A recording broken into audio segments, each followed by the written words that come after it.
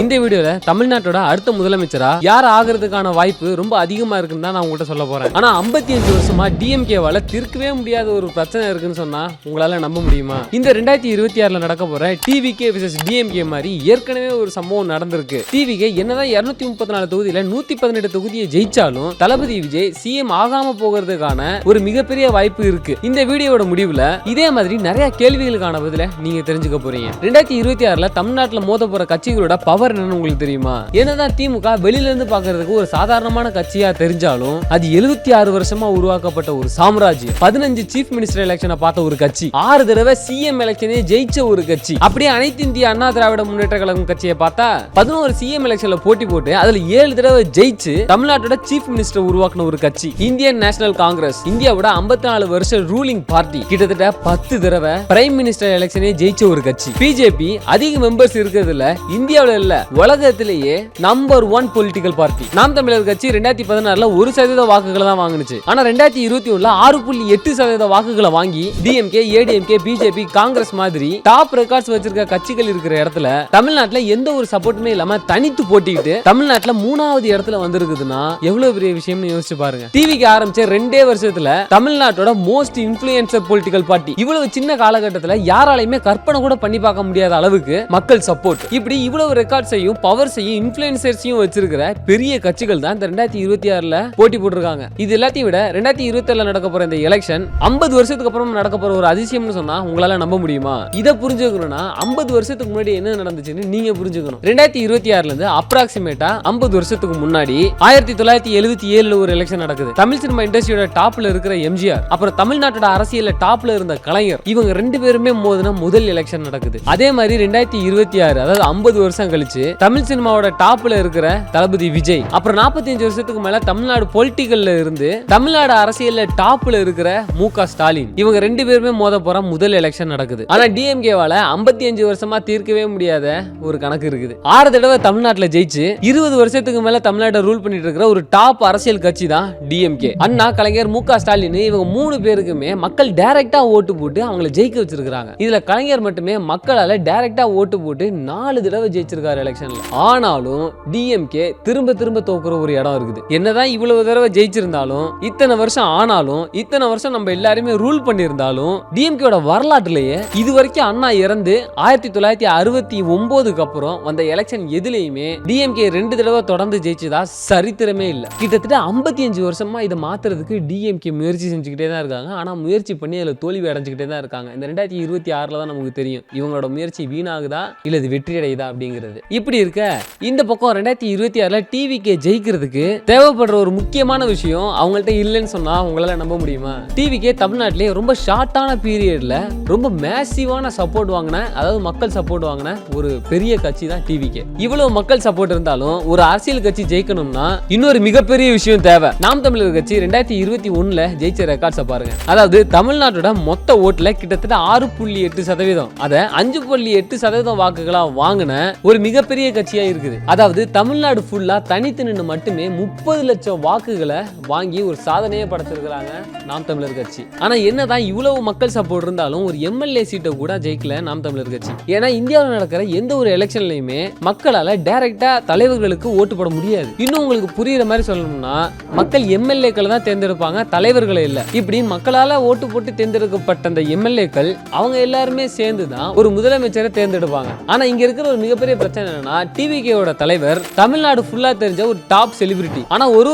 தொகுதியிலுமே அவர் நிக்க வைக்க போற அந்த எம்எல்ஏக்களை மக்கள் அவ்வளவு ஈஸியா ஏத்துக்க மாட்டாங்க. இவர் வந்து நம்மளுக்கு பிடிச்சவரு, நம்மளோட தலைவர் அவரு அப்படிங்கிற ஒரு சின்ன காரணத்துக்காக மக்கள் எல்லா எம்எல்ஏக்களையுமே ஒத்துக்க மாட்டாங்க, ஏத்துக்க மாட்டாங்க. ஏன்னா ஒரு தொகுதியிலுமே இருக்கிற எம்எல்ஏக்களும் மக்களோட ரொம்ப டீப்பா ஒரு கனெக்ட்ல இருக்கணும். மக்கள் எல்லாரும் ஃபர்ஸ்ட் அவங்கள மனதளவுல எம்எல்ஏவா ஏத்துக்கணும். இது ஏன் இவ்வளவு முக்கியம்னா எத்தனை எம்எல்ஏக்கள் ஒரு கட்சியில இருக்காங்க அப்படிங்கிறது தான் ஒரு கட்சியோட வெற்றியவே முடிவு பண்ணும். அந்த ஒரு வெற்றி தான் யார் சீஃப் மினிஸ்டர் அப்படிங்கறத முடிவு பண்ணும். சரி, அப்ப எப்படி 54 வருஷமா இந்தியாவுல ஒரு கிங்கா இருந்த காங்கிரஸ பிஜேபின்ற ஒரு கட்சி ஜெயிச்சாங்கன்னு உங்க எல்லாருக்கும் தோணலாம். இந்தியா சுதந்திரம் வாங்கினதுல இருந்து 1977 வரைக்கும் ஒரே சிங்கிள் லீடிங்கா இருந்த ஒரு கட்சி தான் இந்தியன் நேஷனல் காங்கிரஸ். ஆனா 2014ல வந்த எலெக்ஷன் ரிசல்ட் என்ன தெரியுமா? பிஜேபி ஜெயிச்சது 282 சீட்டு, காங்கிரஸ் ஜெயிச்சது வெறும் 44 சீட்டு தான். காங்கிரஸோட வரலாற்றிலேயே இவ்வளவு கம்மியான ஒரு சீட்டை வாங்கினது இந்த 2014வது வருஷம் நடந்த ஒரு எலெக்ஷன்ல தான். ஆனா எப்படி இவ்வளவு இன்ஃப்ளூயன்சர் வச்சிருக்கிற ஒரு கட்சியவே பிஜேபி தொடர்ந்து அப்போல இருந்து இப்போ வரைக்கும், அதாவது தொடர்ந்து 15 வருஷமா ஜெயிச்சுக்கிட்டு இருக்குது. ஏன்னா இந்திய மக்கள் எப்பவுமே ஒரு அரசியல் கட்சியோட கனெக்ட் ஆகிறத விட அந்த கட்சியோட தலைவர்கள் கூட தான் ரொம்ப கனெக்ட் ஆவாங்க. அதனாலதான் ஜவஹர்லால் நேரு, இந்திரா காந்தி, ராஜீவ் காந்தி, நரேந்திர மோடின்னு இந்த எல்லா தலைவர்களும் தான் அந்த கட்சியோட முகமா உங்களுக்கு ஃபர்ஸ்ட் ஞாபகத்துல வருவாங்க. இதை உங்களால தமிழ்நாட்டில் கூட ஈஸியா கனெக்ட் பண்ணி பார்க்க முடியும். எம்ஜிஆர், கலைஞர், ஜெயலலிதா, மு.க. ஸ்டாலின் எல்லாருமே அவங்க இருக்கிற கட்சியை தாண்டி உங்களுக்கு எப்பயுமே டக்குன்னு ஞாபகத்துக்கு வருவாங்க. ஆனா இதுக்கும் பிஜேபி ஜெயிச்சதுக்கும் என்ன சம்பந்தம்னு நீங்க நினைக்கலாம். ராஜீவ் காந்தி இறந்ததுக்கு அப்புறம் ஒரு ஸ்ட்ராங்கான லீடர் காங்கிரஸ்ல இருக்கிறதா இந்திய மக்கள் உணரல. பிஜேபி மக்கள்கிட்ட இருந்த இந்த கேப்பை கரெக்டா பயன்படுத்தி நரேந்திர மோடின்னு ஒரு ஆளை வச்சு அந்த கேப்பையே ஃபில் பண்ணிட்டாங்க. அது மட்டும் இல்லாம காங்கிரஸோட பேட் லக்கா அடுத்தடுத்து நிறைய ஊழல்களை மாட்டிக்கிறாங்க. அதனால மக்களோட ஒரு நம்பிக்கையும் ரொம்ப படுபயங்கரமா உடைஞ்சு போயிட்டு பிஜேபி எந்த கட்சியுமே பண்ணாத ஒரு அளவுக்கு விளம்பரத்தை பண்ண ஆரம்பிக்கிறாங்க. ஆனா அவங்க உண்மையா என்ன பண்ணாங்க தெரியுமா? ஜாபு, growth, சேஞ்ச்னு மக்களுக்கு தேவைப்பட்ட எல்லாத்தையுமே அவங்க பண்ணாங்க. அப்புறம் மக்கள் ஃபாலோ பண்றதுக்கான ஒரு கரெக்டான லீடரையும் அவங்க கரெக்டா தேர்வு செஞ்சு அந்த இடத்துல உட்கார வச்சாங்க. இந்த ஒரு கேப்பை சரியா புரிஞ்சுக்கிட்ட பிஜேபி இந்த மாதிரியான ஒரு ஸ்ட்ராட்டஜியால ரொம்ப ஈஸியா ஜெயிச்சிட்டாங்க. அப்ப எதனால இந்தியாவே ஜெயிச்ச பிஜேபியால தமிழ்நாட்டை ஜெயிக்க முடியல அப்படிங்கிற ஒரு சந்தேகம் உங்களுக்கு வரலாம். இந்தியாவோட கரண்ட் ரூலிங் பார்ட்டி அதாவது பிஜேபி தொடர்ந்து 3 பிரைம் மினிஸ்டர் எலெக்ஷனை ஜெயிச்சிருக்குது. அதாவது இன்னும் தெளிவா சொல்லணும்னா இந்தியாவில் இருக்கிற ஒரு துறையுமே பிஜேபியால நேரடியா கண்ட்ரோல் பண்ண முடியும். பிஜேபிக்கு எந்த அளவுக்கு சப்போர்ட் இருக்குன்னா கிட்டத்தட்ட 10 வருஷத்துக்கு அப்புறம் ஆட்சிக்கு வந்து 2024 எலெக்ஷன் ரிசல்ட் நீங்க பாருங்க. பிஜேபி ஜெயிச்சது 240 சீட். அதாவது இந்தியாவிலேயே இதுவரைக்கும் எந்த ஒரு கட்சியுமே ஜெயிக்க முடியாத அளவுக்கான ஒரு ரிசல்ட்டை பிஜேபி கொடுத்துச்சு. ஆனா காங்கிரஸ் ஜெயிச்சது வெறும் 99 சீட் தான். இந்த காங்கிரஸுக்கும் பிஜேபிக்கும் எவ்வளவு வித்தியாசம்னு பாருங்க. ஆனா இவ்வளவு பெரிய கட்சியால ஏன் தமிழ்நாட்டை ஜெயிக்க முடியல? 2021 தமிழ்நாடு எலெக்ஷன் ரிசல்ட்டை பாருங்க. பிஜேபி வெறும் 4 எம்எல்ஏ சீட் தான் ஜெயிச்சிருக்கு. இது ஒன்றும் கம்மி கிடையாது. ஆனா டிஎம்கே ஜெயிச்சிருக்கிறத பாருங்க, 133 சீட் ஜெயிச்சிருக்காங்க. ஏன் பிஜேபிக்கும்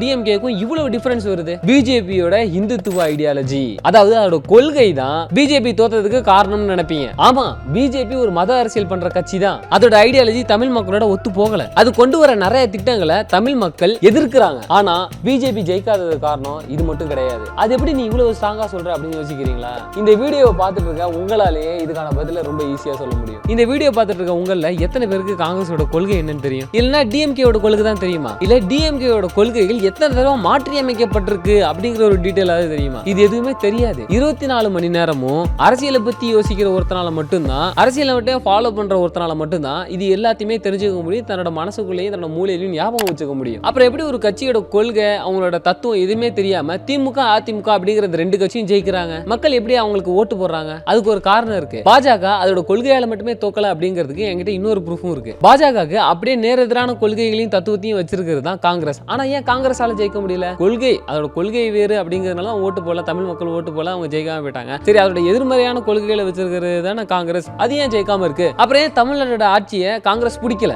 ஏன்னா இங்க பிஜேபியோ காங்கிரஸோ தோக்கல, ஏடிஎம்கேவும் டிஎம்கேவும் ஜெயிக்குது. அவ்வளவுதான் இங்க கான்செப்ட். இந்த 2 கட்சிகளுமே 50 வருஷமா மக்கள் கூட கனெக்ட் ஆகுறாங்க, கனெக்ட்லயே இருக்கிறாங்க. இவ்வளவு ஸ்ட்ராங்கான ஒரு கனெக்ஷனை உடைக்கணும்னா முதல்ல மக்களுக்கு அந்த ஆட்சி மேல ஒரு கோவம் வரணும். அந்த கோவத்தை புதுசா வர கட்சிகள் சப்போர்ட் பண்ணணும். ஆனா இந்த 2 விஷயமே பிஜேபியோட விஷயத்துல தமிழ்நாட்டில் நடக்கவே இல்லை. இப்பவே உங்களுக்கு ரொம்ப தெளிவா புரிஞ்சிருக்கும். தமிழ்நாட்டில் ஒரு புது கட்சி ஆட்சியை பிடிக்கிறது அப்படிங்கிறது ரொம்ப ஈஸியான ஒரு விஷயம் கிடையாது. தமிழ்நாட்டு மக்கள் அந்த திமுகவுக்கும் அதிமுகவுக்கும் ஊறி போய் கிடக்குறாங்க. இதை மாத்துறது ரொம்ப கஷ்டம். அப்படி மாத்தணும்னு நினைச்சிருந்தா என்டிஏ கட்சி எப்பயோ ஜெயிச்சிருந்திருக்கும். அந்த ஒரு கட்சி ஜெயிக்காததுக்கு காரணமும் இந்த டிஎம்கே, ஏஐடிஎம்கேயோட ஆதிக்கம் தான். பிஜேபி, காங்கிரஸ் மாதிரியான கட்சிகளால கூட ஒரு புது கட்சியா உள்ள வந்து ஜெயிக்க முடியல. ஆனா டிவிகேவால எப்படி ஜெயிக்க முடியும்? தமிழ்நாட்டுல 2026ல நடக்க போற டிவிகே மிஸ்ஸஸ் டிஎம்கே மாதிரி இதுக்கு முன்னாடி ஒரு தேர்தல் நடந்திருக்குன்னு சொன்னா உங்களால நம்ப முடியுமா? ஆனா நடந்திருக்குது. எம்ஜிஆர் திமுக விட்டு பிரிஞ்சு 1972 வருஷம் ஒரு தனி கட்சி ஆரம்பிக்கிறாரு. அதுதான் அனைத்து இந்திய அண்ணா திராவிடர் முன்னேற்ற கழகம். அதை பார்த்தா நிறைய பேரு இது புது கட்சி, முதல் தடவை எலெக்ஷனை சந்திக்க போகுது, இது ஜெயிக்கிறதுக்கு பெருசா வாய்ப்பு கிடையாது அப்படின்னு நினைச்சிட்டு இருந்தப்பதான் எலெக்ஷன் ரிசல்ட் அப்படியே எல்லாரும் நினைச்சதுக்கும் ஆப்போசிட்டா வந்துச்சு. சந்திச்ச முதல் எலெக்ஷன்லயே அனைத்து இந்திய அண்ணா திராவிடர் முன்னேற்ற கழகத்துக்கு ஒரு மிகப்பெரிய வெற்றி. கட்சி ஆரம்பிச்ச 5 வருஷத்துல, அதாவது 1977ல எம்ஜிஆர் தமிழ்நாட்டோட முதலமைச்சர் ஆயிட்டாரு. ஆனா இதே மாதிரி டிவிகே என்னதான் 234 தொகுதியில 118 தொகுதியை ஜெயிச்சாலும் கூட தளபதி விஜய் சிஎம் ஆகாம போறதுக்கு நீங்க கற்பனை கூட பண்ணி பார்க்க முடியாத அளவுக்கான ஒரு காரணம் இருக்குன்னு சொன்னா உங்களால நம்ப முடியுமா? ஆனா எப்படி இது சாத்தியம்? இவ்வளவு மக்கள் சப்போர்ட்டோட மெஜாரிட்டியான ஒரு சீட்டை ஜெயிச்சா அவதான முதலமைச்சர் ஆக முடியும் அப்படின்னு நீங்க நினைப்பீங்க. ஆக்சுவலா ஒரு கவர்மெண்ட் தமிழ்நாட்டுல ஃபார்ம் பண்ண ஒரு கட்சிக்கு 118 சீட்டு ஜெயிச்சாலே போதுமானது. அப்படி இருந்தா நான் சொன்னது நடக்கிறதுக்கு வாய்ப்பே இல்லாத மாதிரி தான் உங்களுக்கு தோணும். ஆனா வாய்ப்பு இருக்கு. ஏன்னா ஒரு எலெக்ஷன்ல மக்கள் சிஎம் தேர்ந்தெடுக்க மாட்டாங்க, எம்எல்ஏக்களை தான் தேர்ந்தெடுப்பாங்க. இந்த ஜெயிச்ச எம்எல்ஏக்கள் தான் சிஎம் யாருங்கிறத முடிவு பண்ணுவாங்க. ஆனா இங்க தான் இந்திய சட்டத்துல ஒரு மிகப்பெரிய பிரச்சனையே இருக்குது. டிவிக்கு 234 தொகுதியிலுமே தங்களோட எம்எல்ஏக்களை நிக்க வைப்பாங்க. இதுல 118 பேர் தங்களோட 118 தொகுதியில ஜெயிச்சதுக்கு அப்புறமா அதுல 3ல 2 பேர், அதாவது 118ல 79 எம்எல்ஏக்கள் வேற கட்சிக்கு மாறணும்னா மாறலாம், இல்லையா ரிசைன் பண்ணணும் அப்படின்னு நினைச்சா ரிசைன் பண்ணலாம். இப்படி நடக்கிறதுனால அந்த எம்எல்ஏக்களுக்கு எந்த ஒரு மிகப்பெரிய பாதிப்புமே ஏற்பட போவது கிடையாது. அவங்க அடுத்த ஒரு எலெக்ஷன்லயும் கலந்துக்கலாம். ஆனா இப்படி ஒரு விஷயம் நடந்தா, அதாவது 118 சீட்டுகள் ஜெயிச்சு அதுக்கப்புறமா அந்த கட்சிகள்ல இருக்கிற எம்எல்ஏக்கள் வேற ஒரு கட்சிக்கு போனாலோ இல்லைன்னா கட்சியை விட்டு ரிசைன் பண்ணாலோ அந்த கட்சிகள்ல இருக்கிற எம்எல்ஏக்களோட எண்ணிக்கை குறைஞ்சிடும். இந்த ஒரு விஷயம் மட்டும் நடந்தா ஜெயிச்ச கட்சியோட மெஜாரிட்டி எம்எல்ஏ சீட்டு போயிடும். அப்படின்னா அந்த கட்சி ஜெயிச்சுமே அது தோத்த மாதிரி தான், ஆட்சியே மாறிடும். அட என்னடா என்னமோ சொல்ல நினைக்காதீங்க. அது எப்படி ஜெயிச்ச ஒரு கட்சியில இருக்கிற எம்எல்ஏக்கள் ரிசைன் பண்ணுவாங்க, இல்லைன்னா வேற கட்சிக்கு போவாங்க நீங்க யோசிக்கலாம். மிரட்டி வேற கட்சிக்கு வர வைக்கலாம், இல்லைன்னா மிரட்டி ரிசைன் பண்ண வைக்கலாம். இந்த மாதிரி நிறைய காரணங்கள்னால எம்எல்ஏக்கள் ரிசைன் பண்றதும் இருக்கு. இவ்வளவு 2019ல கர்நாடகாவில் நடந்த எலெக்ஷன்ல ஒரு கட்சி ஜெயிச்சதுக்கு அப்புறமா அதுல இருக்கிற எம்எல்ஏக்களை 17 எம்எல்ஏக்கள் ரிசைன் பண்ணிட்டாங்க. இந்த ஒரு காரணத்தினால காங்கிரஸ் என்னதான் கஷ்டப்பட்டு ஜெயிச்சிருந்தாலும் பிஜேபிக்கு தான் ஆட்சி போயிட்டு, பிஜேபி தான் ஆட்சி செய்யணும் அப்படிங்கிற ஒரு சூழ்நிலைக்கு தள்ளப்பட்டுட்டாங்க. இந்த ஒரு காரணத்தினால தான் சொல்றேன், டிவிக்கு ரொம்ப நம்பகத்தன்மையான ஆளுங்களை தான் அவங்களோட வேட்பாளர்களா நியமிக்கணும். அவங்க தான் எம்எல்ஏக்களா வரணும். அவங்க எம்எல்ஏக்களா வந்தும் வேற கட்சிக்கு போகாமலோ இல்ல ரிசைன் பண்ணாமலோ இருக்கணும். இவ்வளவு விஷயம் இருக்குது விஜய் சிஎம் ஆகணும் அப்படின்னா. 2027 நடந்து முடிஞ்ச இந்த எலெக்ஷன் எல்லா எலெக்ஷனுமே விட, அதாவது இது வரைக்கும் நடந்த எல்லா எலெக்ஷனுமே விட ரொம்பவும் வித்தியாசமானது. ஏன்னா இப்ப தமிழ்நாட்டில் போட்டி போட்டு இருக்க எந்த கட்சி ஜெயிச்சாலுமே அது ஒரு மிகப்பெரிய சாதனையா தான் இருக்கும். அதாவது ஒருவேளை திமுக ஜெயிச்சுட்டு அப்படின்னா தங்களோட 55 வருஷம் இந்த அரசியல் வாழ்க்கையில தொடர்ந்து 2வது தடவையா ஆட்சியை பிடிச்ச ஒரு சாதனை திமுகவுக்கு கிடைக்கும். இதே அதிமுக ஜெயிச்சா முதல் தடவை மக்களே ஓட்டு போட்டு எடப்பாடி பழனிசாமியை ஜெயிக்க வச்சு முதலமைச்சரா நிப்பாட்டிருக்காங்க அப்படிங்கிற இன்னொரு வரலாறு படைக்கும். அதுவும் இல்லாம நாம் தமிழர் கட்சி ஜெயிச்சுட்டு அப்படின்னா கூட்டணியே இல்லாம தனிச்சு நின்று எந்த ஒரு கட்சியுமே சாராத கொள்கைகளின் தத்துவத்தையும் முன்னாடி வச்சு 15 வருஷமா போராடி ஜெயிச்ச ஒரு சாதனையை செஞ்சு முடிச்ச ஒரு கட்சியா இருக்கும் நாம் தமிழர் கட்சி. இதே தளபதி விஜயோட கட்சி ஜெயிச்சிச்சு அப்படின்னா 1977ல எம்ஜிஆர் செஞ்ச அதே விஷயத்தை ரீக்ரியேட் பண்ணதா ஒரு ஹிஸ்டரியவே டிவிகே கட்சியால செய்ய முடியும். இந்த மாதிரி எந்த சைடு பார்த்தாலும் எந்த கட்சி ஜெயிச்சாலுமே அவங்க சைடு ஒரு ஹிஸ்டரியை தான் இந்த 2026 தேர்தலில் செய்ய போறாங்க. ஆனா இந்த எல்லா சாதனைகளையுமே படைக்கிறதுக்கு யார் உதவியா இருக்கிறாங்க அப்படின்னா மக்கள். அதாவது நீங்க போட்டிருக்கிற அந்த ஓட்டு தான் சரியா ஓட்டு போட்டிருப்பீங்க அப்படின்னு நினைக்கிறேன். ஏன்னா இங்க இருக்கிற எல்லாத்தையுமே நான் போய் ஒரு சர்வே எடுத்தப்ப நான் டிஎம்கே ஓட்டு போடுவேன், நான் ஏடிஎம்கே ஓட்டு போடுவேன், இதை தான் எல்லாரும் மாத்தி சொன்னாங்க. சரி ஏங்க நீங்க இதை சொல்றீங்க, இதுக்கு என்ன காரணம் அப்படின்னு கேட்டா எனக்கு வந்து அந்த ஓட்டு மிஷினை பார்த்தாலே தானா கை ரெட்டையிலுக்கு போயிடும், தானா கை உதயசூரியனுக்கு போயிடும், அப்படிதான் ஒருத்தருமே சொல்றாங்களே தவிர இந்த ஒரு குறிப்பிட்ட காரணத்துக்காக நான் அந்த கட்சிக்கு ஓட்டு போடுறேன் அப்படிங்கிற ஒரு ஸ்ட்ராங்கான ரீசனை யாருமே சொல்லவே இல்லை. அதே மாதிரி அப்படி டிஎம்கேக்கும் ஏடிஎம்கேக்கும் ஓட்டு போற ஆளுங்க யாரா இருக்காங்க அப்படின்னா அந்த சோசியல் மீடியாவே பயன்படுத்த தெரியாதவங்களா இருக்கிறவங்க இருக்காங்க இல்லையா,